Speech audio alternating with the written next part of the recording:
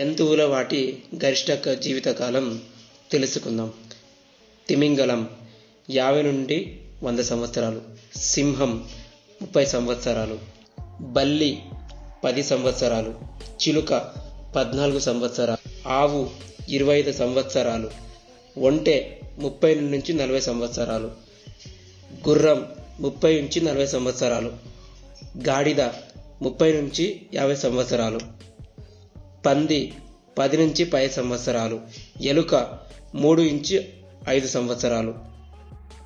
Please like చేయండి, share చేయండి, comment చేయండి, సబ్స్క్రైబ్ చేసుకోండి.